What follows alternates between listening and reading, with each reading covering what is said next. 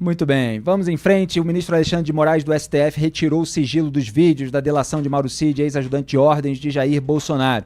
Vamos analisar, a partir de agora, os principais trechos do material. Moraes ameaçou prender Mauro Cid e dar continuidade à investigação e à responsabilização de seus familiares, caso ele omitisse informações em sua colaboração premiada.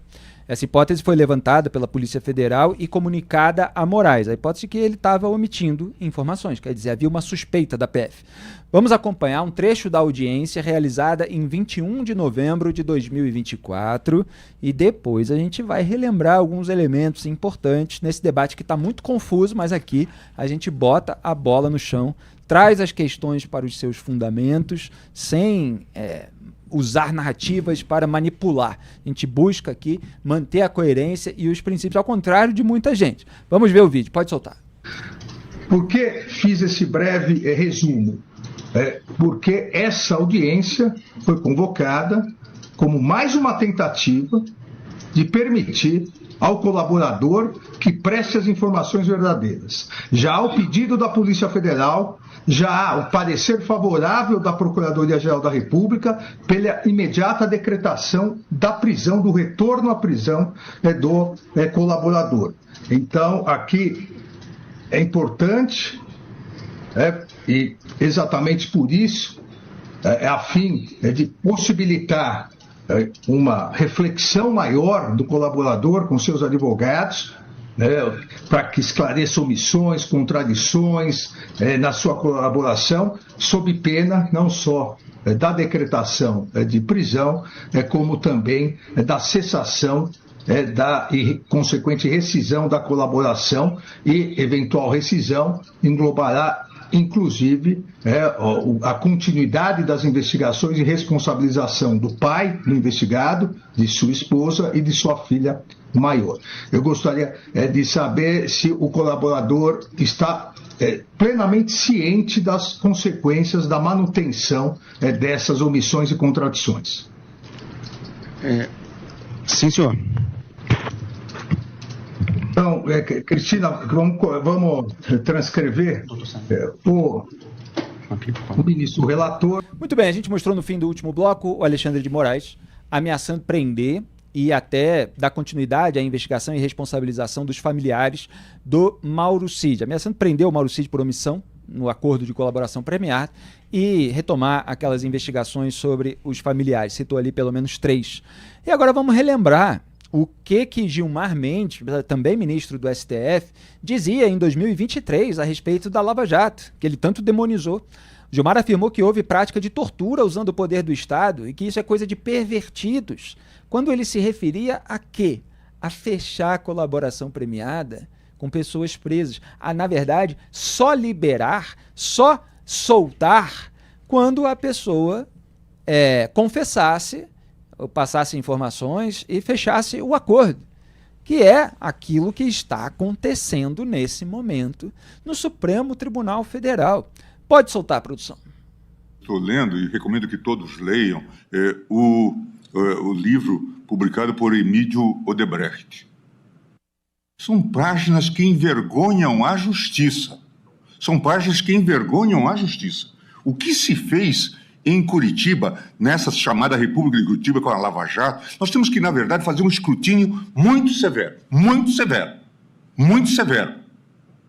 Porque se trata de algo extremamente grave.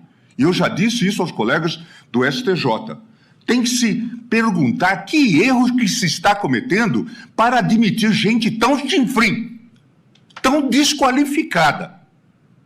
E por isso também está faltando, nós decidimos, o juiz de garantia. Porque é muito grave para poupar a justiça desse tipo de vexame. Emílio Odebrecht fala, e veja, isso teria que ter inquérito, igual a esse inquérito que nós tivemos aqui, para saber o que se passou.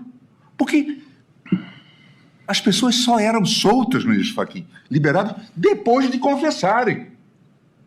E fazer acordo de leniência. Isto é uma vergonha. E nós não podemos ter esse tipo de ônus. Coisa de pervertidos. Claramente se tratava de prática de tortura. usando o poder do Estado. É disso que se trata. Vamos chamar as coisas pelos nomes. Sem dúvida nenhuma, se trata de pervertidos incumbidos de funções públicas. Isto é uma vergonha. E eu acho que o CJF deveria investigar, a despeito deles terem deixado já as funções. Porque se trata de corrigir para que isso não mais se repita. Esse é Gilmar Mendes. Tem gente que se intimida com esse tom, com todo esse histrionismo, com esse movimento das mãos, com esse olhar, com essas palavras duras, chinfrim. Tem gente que acha que todo esse histrionismo é um argumento que torna robusta a posição do ministro do STF. A gente que sabe ler, a gente vê que não tem nada. É só uma afetação de indignação. Não tem uma argumentação que volta aos fundamentos, ao princípio da questão. Não tem. É o Gilmar Mendes incomodado com a Lava Jato e partindo para essas ofensas pessoais, né? De pessoas chinfrim, que erros que foram cometidos para que pessoas desse naipe, né? Praticamente é o que ele está apontando ali quando ele fala de gente chinfrim. E é gente que está fazendo o quê?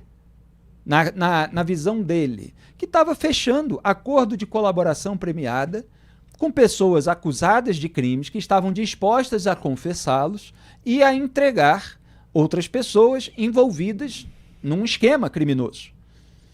E essas pessoas, repito, estavam presas, né, de acordo com aquilo que o Gilmar está alegando, se bem que no caso do Emílio Odebrecht, que ele chama de Emídio, nem sequer estava preso, né? Quem foi preso preventivamente, inclusive, foi o Marcelo Odebrecht. E o Emílio Odebrecht, aliás, depois vamos recuperar a produção. O vídeo que eu recuperei, depois um monte de gente passou a divulgar, do depoimento do Emílio Odebrecht, em que ele gargalhava. Aí depois que mudaram os ventos políticos, os ministros do STF começaram a varrer a sujeira para debaixo do tapete, ele foi e publicou um livro para fingir que tinha sido impelido a fazer a colaboração, para dar essa margem de alegação do Gilmar Mendes. Então, coisa de pervertidos, tortura. Quem é que está fazendo isso agora? É o coleguinha do Gilmar, o Alexandre de Moraes. Agora, mas Felipe, o que você acha certo, etc. e tal? Repito, vamos aqui ponto a ponto, que esse assunto é muito importante, porque vocês vão ver uma cobertura lulista, vocês vão ver uma cobertura bolsonarista, vocês vão ver duplo padrão de todos os lados.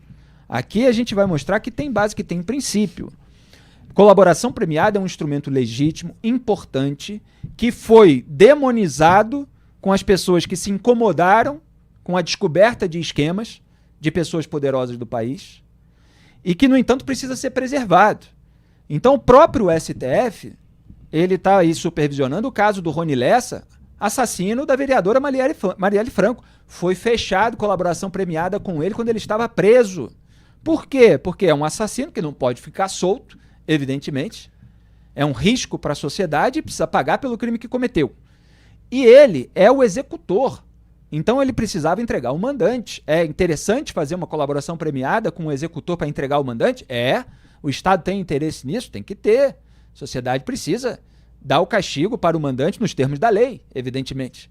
É outra pessoa que também não pode ficar impune, não pode ficar solta, porque pode, inclusive, mandar matar outras pessoas, até envolvidas no próprio caso.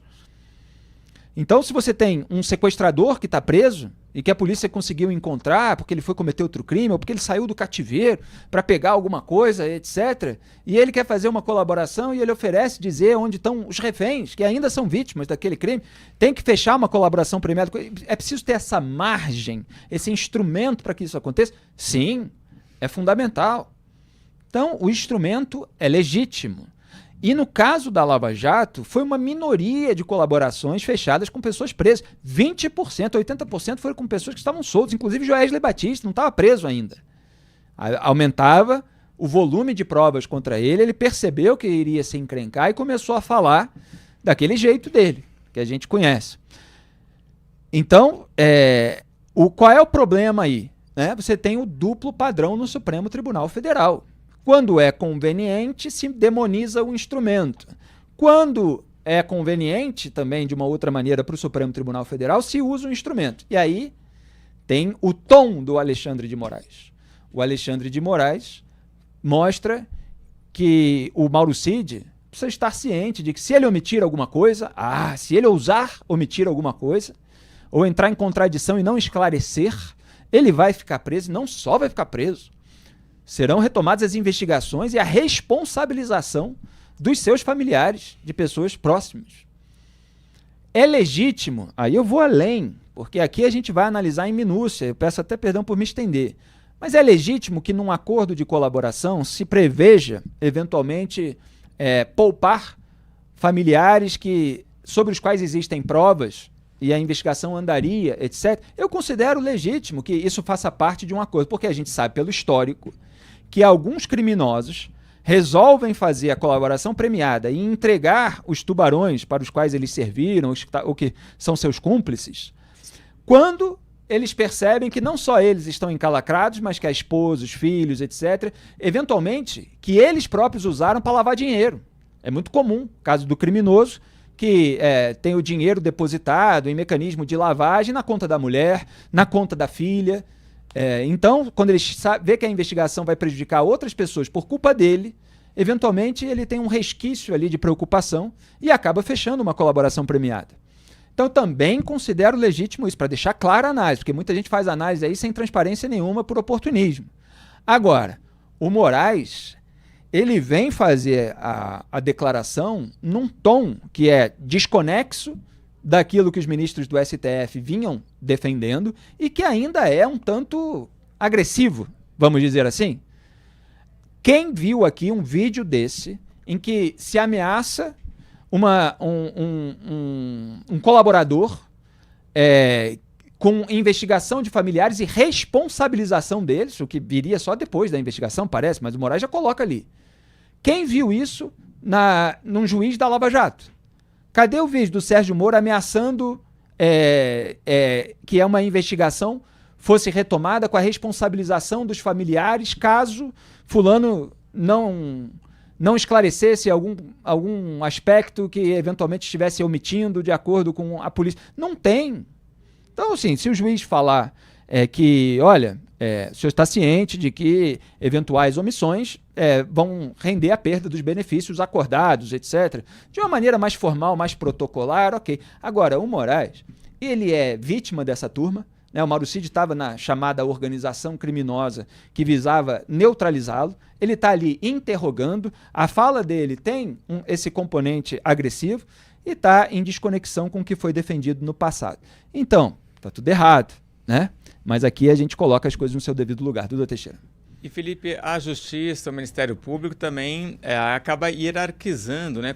Quais são os crimes que estão sendo investigados. É claro que quando começa, por exemplo, um processo como esse, tem várias investigações correndo e vários crimes que estão sendo analisados, né? Então, por exemplo, nesse caso aí tem o da filha do Mauro Cid, que provavelmente pegou ali um passaporte diplomático na pandemia e foi para os Estados Unidos. É um crime? Sim, é um crime, né? Usou ali o acesso que ele tinha para produzir um documento e conseguir que a filha viajasse. Agora, existem outros crimes ali que são muito mais graves, muito mais importantes. Então, faz-se esse jogo, né? Olha, a gente deixa aqui de lado a sua filha, ninguém vai mais investigar ela. Agora, você dá informação para a gente sobre aquelas reuniões em que provavelmente o Bolsonaro se encontra com os militares, por exemplo. Então, tem um objetivo muito maior ali para se alcançar. Lembrando o que a gente está analisando aqui, que o Gilmar Mendes, em 2023, chamou isso de só liberar as pessoas mediante confissão e fechamento de acordo de coisa de pervertidos, de tortura com uso do Estado, e em 2024 o Moraes ameaçou ali prender o Mauro Cid, ex-ajudante de ordens do Bolsonaro, e liberar a investigação sobre os seus familiares caso ele estivesse omitindo alguma coisa. Fez ali uma pressãozinha com essas ameaças. E assim, eu até entendo que seja recordado a um colaborador que ele pode perder, etc., porque a malícia. Colaboradores premiados, por definição, são criminosos confessos. São pessoas capazes de tentar ludibriar autoridades. Então eu entendo que se queira fechar, por exemplo, uma colaboração premiada entregando o mínimo possível. E que, eventualmente, no interrogatório, seja preciso questionar, seja preciso confrontar, não está omitindo, se omitir, vai perder o benefício, etc. A maneira como o Moraes fala é uma maneira um pouco over. E pelo fato do Moraes ser vítima também, aí já vão se somando os problemas. E, claro, você tem essa postura do Supremo Tribunal Federal completamente diferente no caso da Lava Jato. Agora vamos, só para dar um tempero, lembrar mais um trechinho, né, destacar um trechinho daquela declaração do Gilmar Mendes, que é sobre as pessoas serem chinfrim. Tem aí esse trechinho? Então, vamos ver como é que o Gilmar falaria do Alexandre de Moraes se ele mantivesse a coerência. Que erros que se está cometendo para admitir gente tão chinfrim, tão desqualificada. Tá aí. Gente tão chinfrim, tão desqualificada. Eu quero abordar muito mais temas, mas Duda Teixeira, continue sua análise. Tem um tema ali também que o Gilmar fala, ele fala da necessidade do juiz de garantias, né? E isso daí, o Gilmar, quando está falando, ele também está ecoando a opinião de outros ministros da STF. Tanto é que o juiz de garantias ele foi aprovado pelo Supremo Tribunal Federal. E a ideia é que você não pode ter um juiz instruindo as investigações, né, autorizando ali operação de busca e apreensão e grampo, e esse mesmo juiz depois está julgando o caso. E aí sai a delação do Mauro Cid. Todo mundo achou que a gente ia falar sobre o que o Mauro Cid falou, mas na verdade está todo mundo falando do comportamento do Alexandre de Moraes, né? E é o Alexandre de Moraes que é a vítima no processo, é o cara que instruiu a investigação, vai agora dizer, com certeza, vai aceitar essa denúncia e depois vai estar julgando, né? Vai estar julgando e ainda tem um detalhe, Duda, só para complementar. Ele afetou a primeira turma do Supremo Tribunal Federal. Ele quer levar o caso do Bolsonaro para ser julgado na primeira turma que ele integra, não é isso? Só para conferir aí se Moraes está na primeira turma mesmo. Mas quando, na verdade, né, o correto, até pela dimensão do caso, seria levar ao plenário do STF. É outro ponto aí pelo qual o Moraes está sendo devidamente criticado. Continue. E o Moraes, ele tem essa coisa que ele vestiu um personagem, né? Ele gosta de mostrar essa coisa de ter autoridade, as pessoas chamam ele de Xandão, então ele também tem um público que aplaude quando ele atua dessa maneira. Quando abre o inquérito das fake news 2019, eu lembro de ter uma cena que o Dias Toffoli fala, né? Vocês viram o delegado que eu botei lá para ver para comandar esse inquérito? Então é isso, ele acaba meio que criando esse personagem, mas aí com certeza está passando muito do ponto. Muito bem, só registrando que a investigação da Polícia Federal havia revelado a existência do plano denominado Punhal Verde e Amarelo, que tinha como objetivo neutralizar Lula, Geraldo Alckmin e o próprio Moraes. Além disso, a PF havia identificado ações de monitoramento do ministro do STF e o Mauro Cid, de acordo com o documento da PF enviado pelos agentes ao Supremo, teria sido omisso quanto a essas informações. Por isso que vocês viram aí o Moraes fazendo essas ameaças.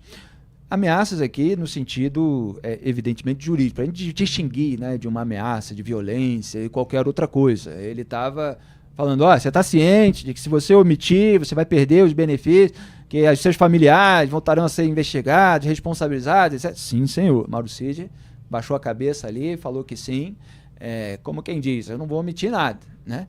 E vamos monitorar aí tudo que ele revelou, para ver se condiz com os fatos. É o que a gente tem feito aqui na nossa análise. O deputado federal Gustavo Gayer, do PL, reagiu no X, abro aspas, estou enviando agora uma denúncia à Comissão Interamericana de Direitos Humanos relatando a tortura psicológica, coação, intimidação e ameaça de prender familiares que Mauro Cid sofreu na prisão para falar exatamente o que Alexandre de Moraes queria. Fecho aspas.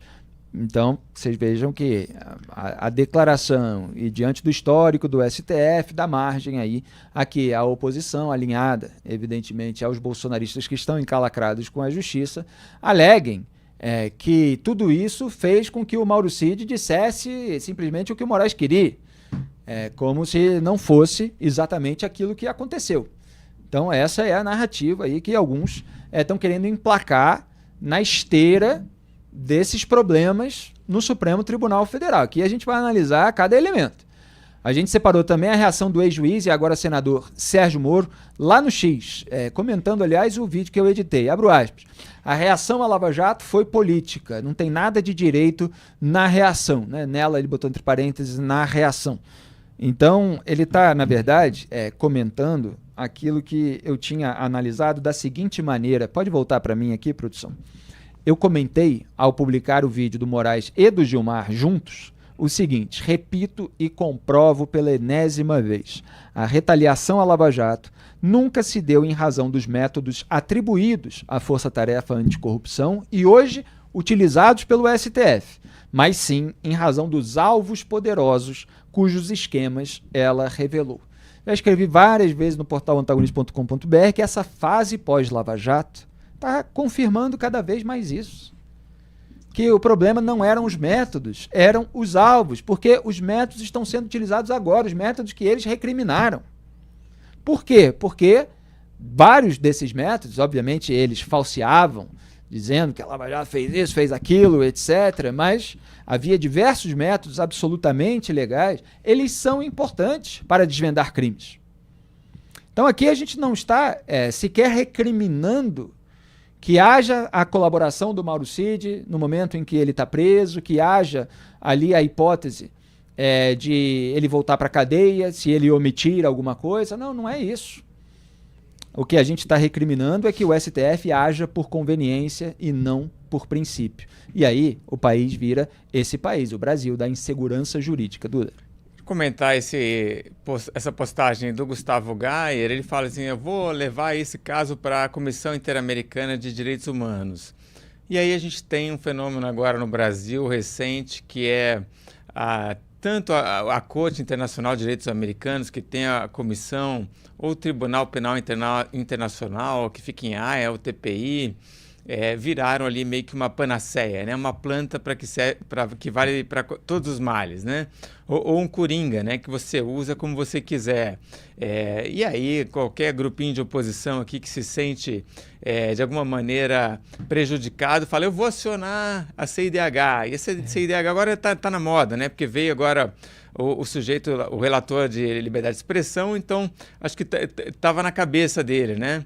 Senão teria falado do TPI. E essas entidades, essas organizações no exterior, elas não servem para ficar sendo acionadas o tempo inteiro. Você precisa esgotar todas as possibilidades na justiça brasileira para daí sim dar esse passo além e acionar a CIDH ou TPI, né?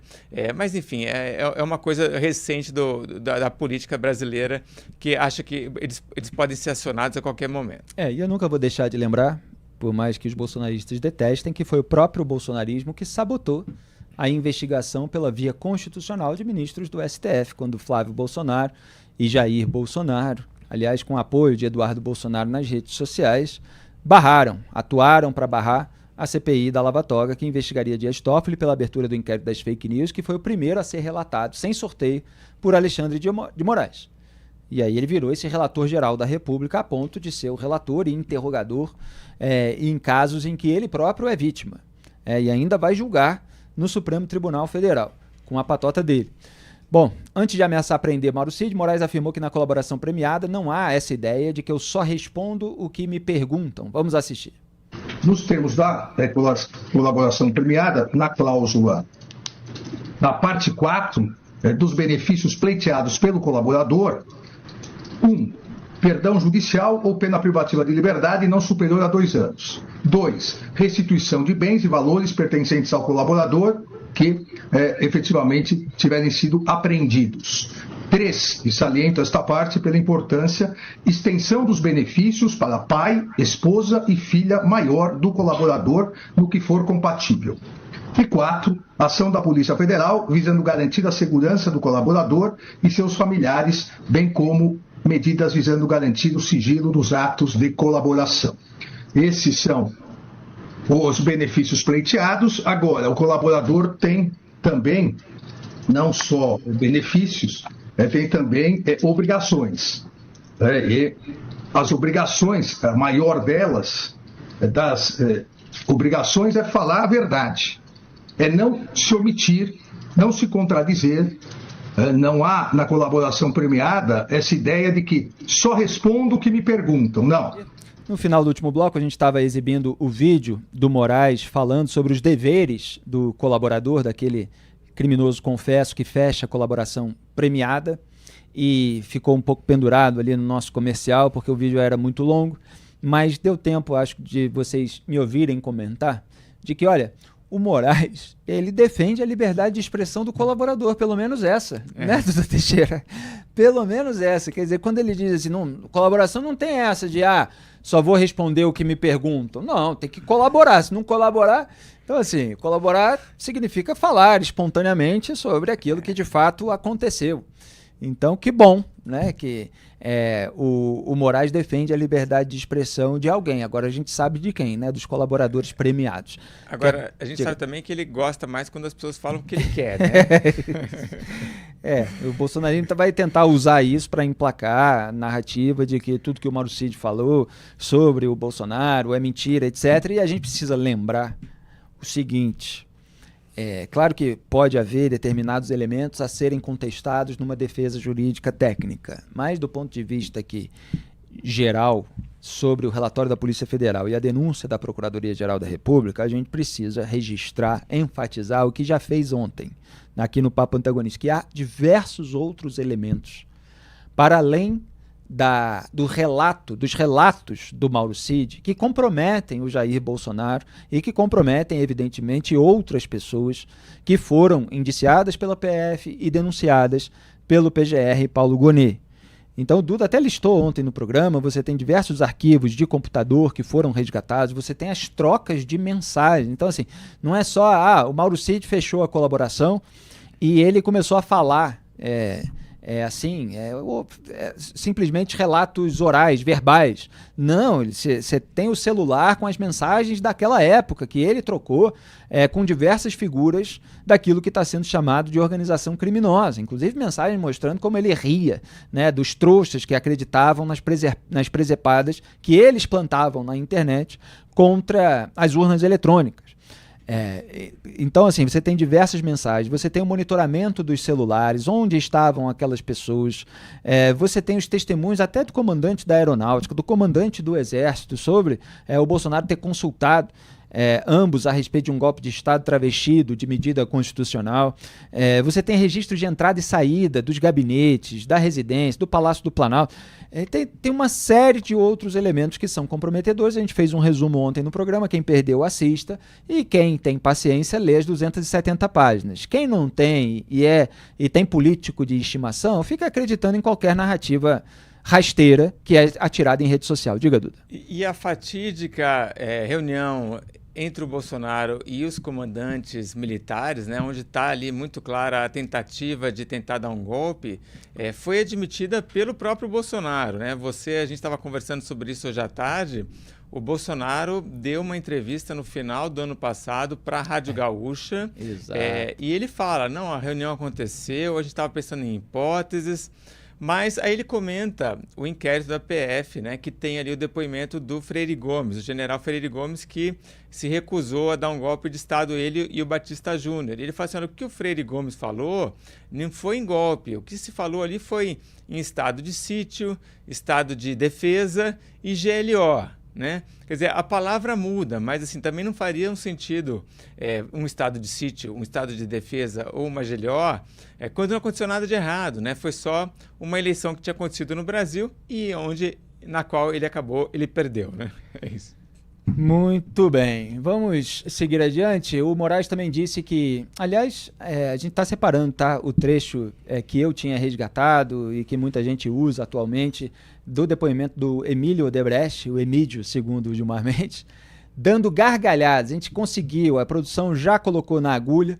Então, olha só, o Emílio Odebrecht publicou um livro para tentar fazer parecer que foi coagido a delatar e tal. Vamos lembrar como ele contava alegremente que os petistas, quando estavam pedindo propina, eles tinham se transformado de jacaré em crocodilo, né? Porque a boca era maior, o apetite era muito grande pelo dinheiro sujo. Pode soltar. Quando você usa essa expressão do crocodilo, do jacaré, é justamente isso, dizendo que antes eles se saciavam com um valor e estavam querendo mais, é isso? Isso. O jacaré e o crocodilo são muito parecidos. É isso. Não, mas um vai até 3 metros, o outro vai acima de 5. Entendi. Então o problema era isso, era o aumento dos pedidos de dinheiro. Das exigências. Exigências de dinheiro. Tá, professor. Que homem coagido, torturado. Vocês viram? Gargalhadas, rindo. E rindo assim como quem se lembra de como o apetite de propina era grande, como as exigências, ele corrige o interrogador. Não eram pedidos, eram exigências de dinheiro, em troca de determinados favores, etc. Ele está rindo como quem viveu aquela experiência. Para ele é engraçado. Então, assim, se falar em tortura... Olha, eu acabei de voltar de viagem, é um momento até bastante propício para fazer essa comparação. Eu acabei de voltar da visita de Auschwitz e Birkenau, de campos de concentração e extermínio nazistas, onde lá sim as pessoas eram torturadas. Aqui se banaliza uma expressão como essa para tentar desqualificar a colaboração premiada com criminosos confessos que estão ali entregando outros criminosos. Olha só que banalização de uma palavra importante, que precisa ser guardada para o seu momento certo. Eu estive em Auschwitz e Birkenau com sensação térmica de menos 10 graus. Um gelo, estava de camisa térmica de manga comprida, camiseta por cima, aquele casaco fleece, o casacão, gorro, luva, 2 calças, uma por cima da outra, e estava congelando por lá.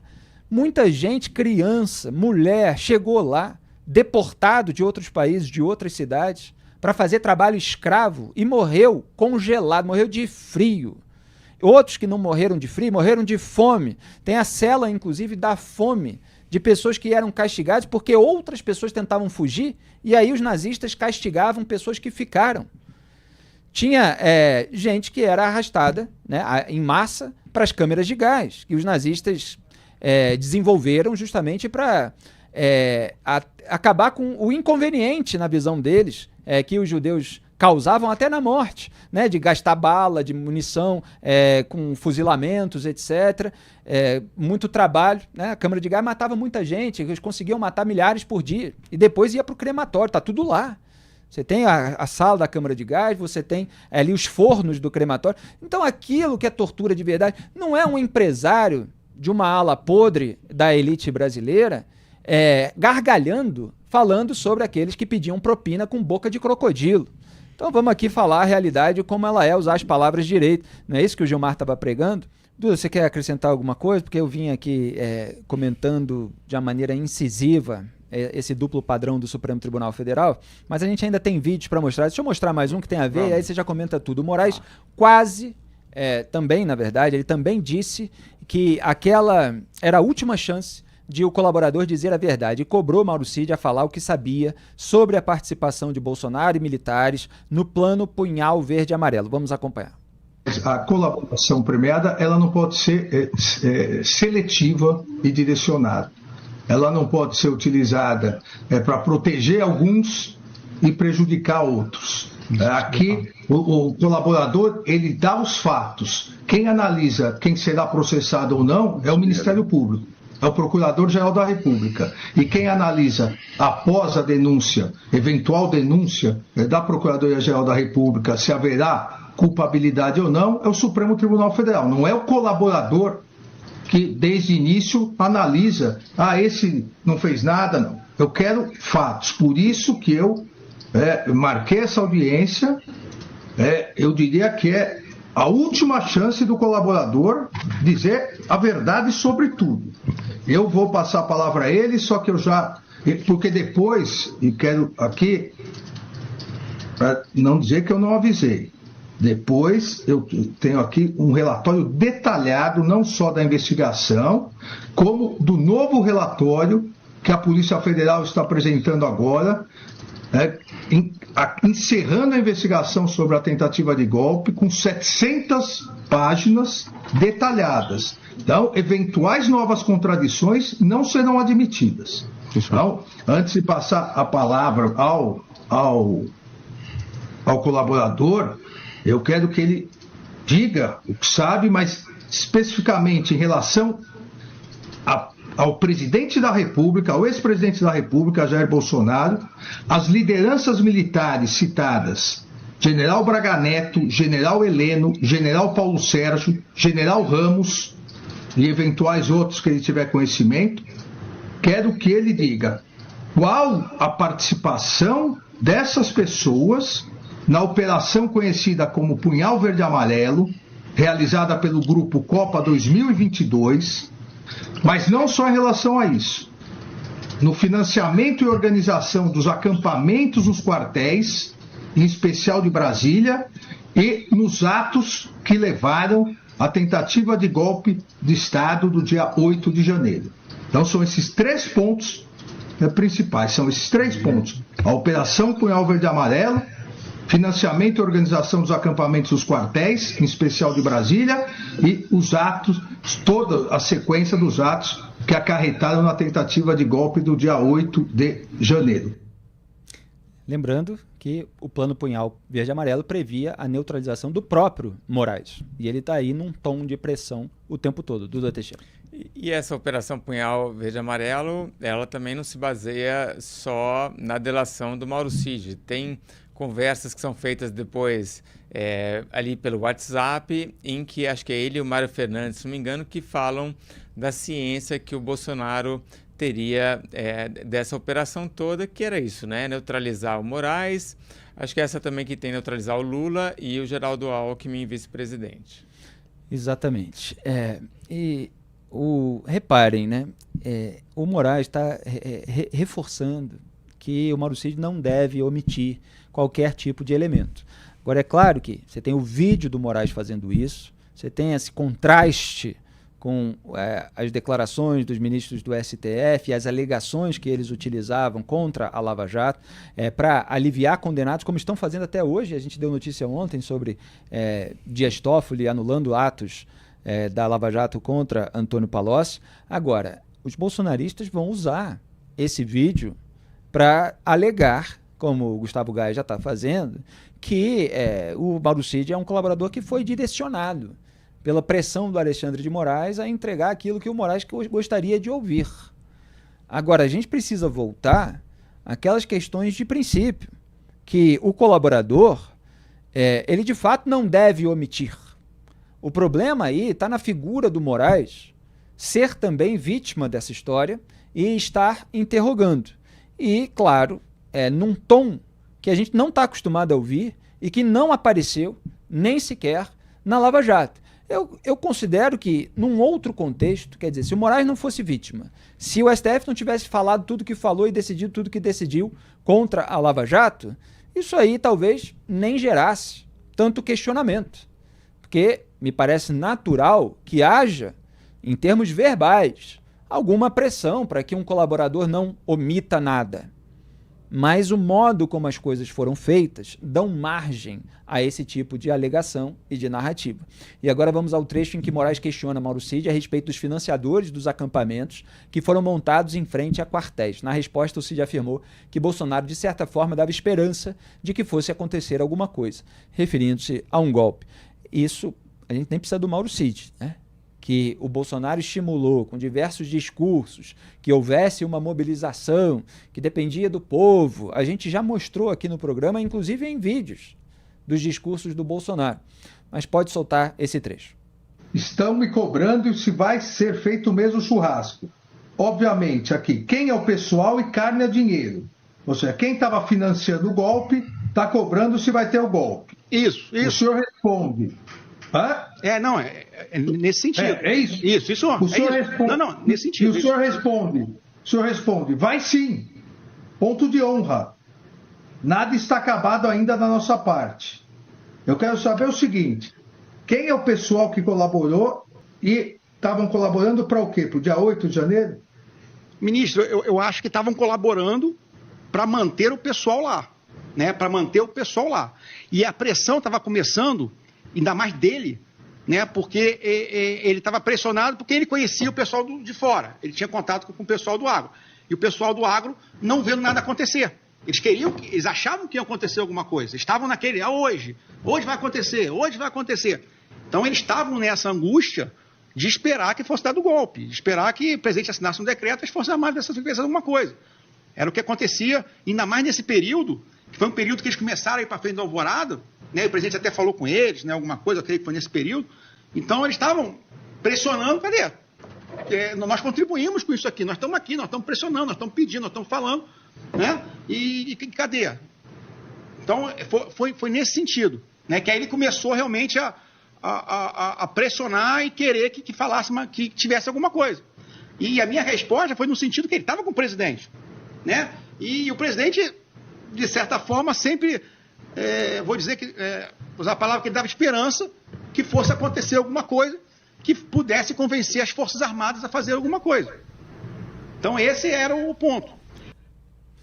É isso. Em relação a essa parte final do relato do Mauro Cid, é a constatação óbvia. A gente tem um corte aqui a respeito disso. Eu me lembro que eu resgatei o vídeo do Jair Bolsonaro, que ele estava quebrando o silêncio de acordo com a imprensa, e ele disse que não estava quebrando, ele só estava fazendo uma outra coisa. Eu até legendei esse vídeo, a gente expôs aqui no Papo, analisou, ele foi falar ali com apoiadores, e era nesse tom, de dar uma esperança, de que eles se mobilizassem, assim como o Braga Neto fez em outras ocasiões. Duda Teixeira. E essa vinculação com o 8 de janeiro era uma coisa que já há muito tempo está se tentando fazer, né? O Bolsonaro não só tentando dar um golpe em 2022, mas também incitando essa gente que invadiu a sede dos Três Poderes no dia 8 de janeiro. Tem outras declarações na denúncia da PGR também que mostram ali eles falando, olha, o Bolsonaro realmente queria manter aquelas pessoas lá, não tomou nenhuma decisão para tirar eles de lá, e aí no final foram ludibriados, foram usados como massa de manobra, e aí acabaram meio que entrando num plano que já estava totalmente fadado ao fracasso desde o começo, acabaram se expondo e pagando muito caro por tudo isso. E em outro momento, Mauro Cid disse que a esperança de fraude nas urnas era o motivo pelo qual Bolsonaro manteve o povo nas ruas. Pode soltar. O senhor não disse, não sei, vamos ver. O senhor disse, vai sim, ponto de honra. O que o senhor quis dizer com isso? Ministro, eu acho que o contexto foi, que eu falei, era o que o presidente ainda mantinha a chama acesa, que pudesse acontecer alguma coisa. O senhor mantinha a chama acesa? O senhor acreditava que dava para dar o golpe até o último minuto? Não, senhor. Não, senhor. Eu, na minha opinião particular, não. E até porque eu sabia, se o senhor percebe, se o senhor pegar todas as minhas mensagens antigas, você vai perceber que eu falava, não encontrou fraude, o senhor está preocupando, está procurando, o presidente não vai dar golpe. Assim, se o senhor percebe, todas as minhas mensagens elas são nesse sentido. E eu estava acompanhando, estava vendo o que estava acontecendo. Até por saber que as Forças Armadas não iam fazer nada. Né? Então eu agora, já sabia. O senhor disse que, até porque o senhor mesmo falou, foram mais de 13 vezes, mas foi que realmente as provas mostram que esse tenente, ele é tenente, né, Aparecido Portela? Sim, senhor. Ele tinha uma amizade com o ex-presidente Bolsonaro, e o senhor disse que o presidente sempre dava esperanças, né, que algo fosse aparecer, ou até notei as palavras do senhor, algo fosse aparecer para convencer as Forças Armadas. Isso, sim, senhor. Inclusive, só abrindo um parênteses, para não perder a ideia, esse foi um dos motivos que o presidente não desmobilizou o povo na rua. Porque muita gente dava para ele o assessoramento, como eu falei na minha colaboração, né, uns eram radicais, né, outros eram medianos. Não concordamos, mas não tem o que fazer. E outros eram conservadores. Presidente, manda esse povo para casa, aceita a derrota e fala que só vai ser oposição ao Lula e ponto final. Né? Agora até... Não, até eu... Não, o senhor falou que esse foi um dos motivos para o presidente não desmobilizar as pessoas nos quartéis. Então, mas e aí, por que o presidente falava? Eu não chamei o povo, não tem uma mensagem minha chamando o povo para a rua. O povo veio porque quis. E segundo, porque ele tinha esperança que até o último momento, né, até ele um dia falou, Papai do Céu sempre ajudou a gente, vamos ver o que aparece aí, que até o último momento fosse aparecer uma prova cabal que houve fraude nas urnas. E aí sim, todo mundo visse, e aí teria aquele povo na rua, mobilização, as Forças Armadas. Então, eu acho que esse era o que passava na cabeça do presidente, assim, no tempo que eu estava com ele. Produção, a gente conseguiu separar o vídeo do Bolsonaro falando com apoiadores. Coloca o print então, em vez do vídeo, que a gente precisa mostrar ainda muitos vídeos do Mauro Cid, mas só para quem quiser ver, isso foi no nosso programa de 21 de novembro de 2024. Está lá com o título no YouTube, Indiciamento de Bolsonaro e Bolsonaristas. Então vocês vejam que ali já tinha corrido aquela linha vermelha do YouTube, né? O programa já estava ali na sua segunda metade, quando a gente exibiu o vídeo do Jair Bolsonaro falando a apoiadores. Quem quiser ir lá checar, a gente nos próximos dias deve exibir de novo nessa análise aí de tudo que está sendo falado no caso da trama golpista. Mas é só para reforçar que o Bolsonaro continuava estimulando aquele sentimento. Duda Teixeira, o que você destaca aí desse depoimento? Essa frase do Mauro Cid falando que o Bolsonaro, que eu entendi direito foi isso, o Bolsonaro falou pra gente, né? Papai do Céu sempre ajudou a gente, vamos ver o que ele consegue fazer agora pra gente, né? Então, quer dizer, mostra que era uma questão de fé, né? Essa história de que as urnas estavam sendo fraudadas e que eles iam achar ali uma evidência de que tinha fraude no sistema eleitoral, era uma questão puramente de fé. E olhando ali a denúncia e o inquérito da PF, era isso, não, vai aparecer, né? Em algum momento isso vai aparecer e vai ficar claro e a gente vai ter uma desculpa para pegar e dar um golpe de Estado. E aí, isso daí não tinha nenhuma base real, tanto é que não apareceu nada e aí a justificativa, o pretexto que ele queria, ele não teve. Pois esse que é o ponto, né, que enfatiza o argumento do Duda, não tinha base real. Eles próprios não tinham evidência, não tinham prova daquelas narrativas que eles estavam não só espalhando, mas plantando. Então, assim, eles sabiam que não tinha. Porque quando você tem prova, você não precisa plantar nada. Você mostra.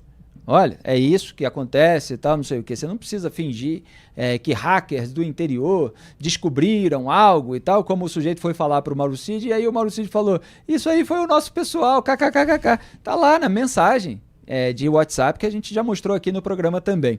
Muito bem, ainda tem mais alguns trechinhos e a gente vai fazendo aqui essa análise minuciosa que você só encontra no Papo Antagonista com toda a transparência, sem passar por narrativa. A gente volta ao fundamento das questões, analisa aquilo que precisa valer em todas as circunstâncias para todos os personagens. O Mauro Cid, na sua audiência com o Alexandre de Moraes, também afirmou que o 8 de janeiro foi uma surpresa para todo mundo. Vamos assistir a esse trecho. Eu queria saber o seguinte... As forças, o senhor, as pessoas do governo, sabiam do dia 8? Eu não digo nem das consequências do dia 8, mas sabiam que algo ia acontecer no dia 8? Não, senhor ministro. O dia 8 foi uma surpresa para todo mundo, os militares estavam de férias, né? Inclusive, tem uma mensagem minha trocada para minha esposa que está no inquérito, né? Que tá aquela confusão toda, né? Prendendo as pessoas, e aí os presidentes dos países, né, apoiando o presidente Lula, né, rechaçando o que aconteceu, e aí eu falo para ela, imagine se o presidente tivesse assinado alguma coisa, o caos que ia ser. Né? Então, ninguém nem sabia o que estava... O dia 8 foi uma surpresa para todo mundo. Os militares estavam todos de férias, eu já estava desligado, eu estava de férias na casa do meu irmão, né, e realmente foi uma surpresa muito grande. Inclusive, ministro, até para complementar, o QG do Exército ali, ele foi quase esvaziado, né? Depois é que eu morava ali, né? Eu morava do lado da manifestação. E ali, a partir até do dia 29, 30, o negócio foi reduzindo bastante. Os caminhoneiros saíram todos, né? Eu lembro que de duas em 2 horas tinha um buzinaço que eles faziam, já não tinha mais caminhoneiro, foi reduzindo, que eu acho que depois que o presidente saiu, foi praticamente esvaziado. O próprio depoimento do general que era do CMP, ele fala isso aí, estava esvaziado. E depois, para o 8 de janeiro, as pessoas vieram de fora. Surpresa não é uma palavra boa, né? Depois de tantos meses, na verdade anos, em que se falava em fazer alguma coisa, em que se falava de fraude, em que se estimulava essa mobilização para que o Exército aderisse, que o próprio Mauro Cid estava envolvido ali com iniciativas de militares para pressionar o alto comando do Exército. Surpresa não é a melhor palavra. Eu entendo que o Mauro Cid queira ter demonstrado que não teve um envolvimento direto do gatilho para aquelas pessoas irem para a Praça dos Três Poderes naquele dia, quando a mobilização, de acordo com o relato dele, já estava arrefecendo. Mas não foi surpresa para quem acompanhou. Tinha artigo meu dizendo, de meses e meses antes dessa ideia de militantes de invadir os prédios dos Três Poderes, isso ainda estava em vigor. Então, assim, é uma palavra ruim aqui para tecer uma crítica. Duda Teixeira. E teve a decisão de enviar os ônibus com as pessoas para Brasília antes do 8 de janeiro e teve a decisão também de não retirar as pessoas que estavam acampadas lá em volta do quartel-geral do Exército, né? Então, essa coisa também de que foi uma surpresa, não. A coisa aconteceu e teve algum grau de organização. E agora vamos assistir ao trecho em que Mauro Cid fala sobre o monitoramento de Alexandre de Moraes. Já estamos caminhando para o final, faltam só alguns pouquinhos vídeos. Pode soltar. O último monitoramento, que a gente faz aquela brincadeira, né, professora e tal, essa aí foi o presidente que pediu. Essa aí foi o próprio presidente que pediu. Inicialmente eu entendi, quer dizer, para mim já era... Não, tá. Não, a informação era que seria porque eu só ia se encontrar ou com o general Mourão ou alguém do governo dele. E o presidente estava meio nervoso com isso aí, né? Então ele queria saber, né? Essa foi a informação que eu recebi. E novamente eu usei o Coronel Cama, eu pedi o Coronel Cama para tentar colher essa informação. Eu não sei detalhar para o senhor outros nomes para baixo, né, outras pessoas que participaram dessa operação, né, tiveram outros militares envolvidos, nem o codinome, porque eu vou falar dele depois. Eu não participei do planejamento, eu não sabia qual era o objetivo, até pelo princípio da compartimentação, que isso é clássico na inteligência, nas forças especiais, a necessidade de saber, só sabe e só pergunta o que você precisa saber. Bom, agora tem um momento sensível dessa audiência e eu vou querer saber a opinião de vocês que acompanham pelo YouTube no chat. Vamos assistir ao momento em que Mauro Cid passa mal após ser comunicado de que voltará à prisão em 22 de março de 2024. Então, nessa audiência, nesse trecho de audiência que vocês vão ver agora, ele foi comunicado de que teria que ir para a cadeia mais uma vez. E ele ficou bastante triste. A minha pergunta para vocês responderem no chat é: vocês se sensibilizam? Vocês ficam com pena do Mauro Cid? Pergunta legítima aqui, numa boa. Pode soltar. O ministro relator, Alexandre de Moraes, nos autos da PET 11767 do Distrito Federal, decidiu e decretou a prisão preventiva do senhor Mauro César Barbosa Cid. A decisão assinada pelo senhor ministro relator, o ministro Alexandre de Moraes. Posteriormente, os senhores vão recebê-la, vão tomar ciência do seu conteúdo. Eu apenas aqui estou oficialmente dando ciência a todos os senhores, ao senhor Mauro César Barbosa Cid, aos doutores Vânia Barbosa Adorno Bittencourt e César Roberto Bittencourt. É isso que eu tenho para ainda cientificá-los, né? Há quaisquer outras dúvidas, quaisquer outros questionamentos, eu peço encarecidamente que sejam efetuados e endereçados na petição em questão, né, na PET em questão. Eu agradeço. O número da PET, excelência, por gentileza. Eu tenho 11767. Eu tenho aqui 11767. 767 do Distrito Federal. Tá. Eu tenho como esse número. Né? Eu fico muito agradecido Agradeço especialmente a compreensão dos senhores, a atenção. Oxalá sempre fosse assim. Desejo que os senhores tenham uma boa tarde, um bom fim de semana a todos e até uma outra oportunidade. Muito obrigado. Obrigado, Excelência. Até a próxima. Vamos tomar as nossas providências, porque o trabalho só está começando. Muito obrigado. E o Bolsonaro disse estar cagando para a possibilidade de ser preso. Pode soltar. O tempo todo, vamos prender o Bolsonaro. Caguei pra prisão. Duda, você acredita? Claro que não. A gente viu aí na reação do Mauro Cid que uma prisão ela tem um custo pessoal altíssimo, mesmo quando é ali que coloca uma tornozeleira ou só recolhimento noturno. Isso daí é muito forte para qualquer pessoa. O Mauro Cid mostra isso. Bolsonaro está falando que está cagando ali só continua da boca para fora, né? Mas enfim, é a minha impressão. Pois eu não resisti a fazer aqui quase que um trocadilho com a linguagem chula do Bolsonaro, de que, levantando a pergunta para o pessoal no chat também, se o Bolsonaro está cagando para a possibilidade de ser preso ou se ele está se cagando com essa possibilidade. Mais uma pergunta aí para vocês responderem. Ele tem tentado afetar essa valentia, ao mesmo tempo que, às vezes, espontaneamente, em algumas entrevistas, ele fala da preocupação em acordar com a Polícia Federal batendo na porta dele, né? São alegações contraditórias. Então, parece que ele volta a usar aquela estratégia de ser uma hora o valentão, uma hora a vítima, que é a estratégia que o João Santana usava com o Lula lá na campanha de 2006, e depois da qual ele deu uma entrevista revelando que o Lula tinha aquelas duas facetas, né? A do operário que chegou lá, que enfrenta a elite, que é o valentão, e ao mesmo tempo que é a vítima, coitadinho das elites, que estão mancomunadas contra ele. O Bolsonaro tem uma lógica parecida nessa duplicidade que faz dele esse suposto valentão ou essa suposta vítima.